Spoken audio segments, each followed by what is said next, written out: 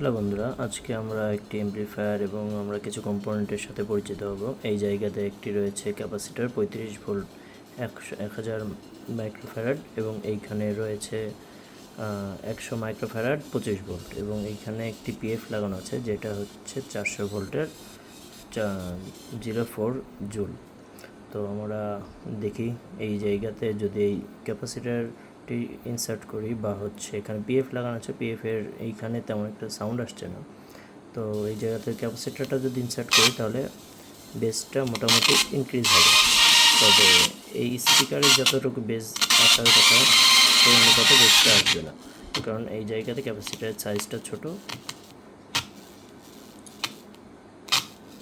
তো এই জায়গাতে ঠিকমতো সোল্ডারিং করে নাই, সেজন্য লাইনটা ঠিকমতো পাচ্ছে না। তবে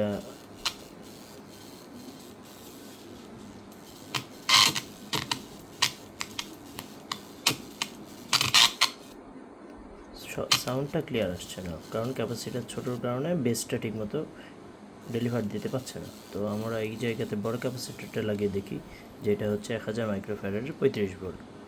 তো এটা যখন ইনসার্ট করি তখন সেই জায়গাতে বেসটা তুলনায় বেশি দেখা যায় এবং এটার সাউন্ড এবং এটা ভাইব্রেশনটাও তো দেখা যায় যে আগের তুলনায় অনেক বেশি, কারণ এটা একটি নিউডিমিয়াম ম্যাগনেটিক স্পিকার এবং এটি একটি হাই বাউন্সের স্পিকার।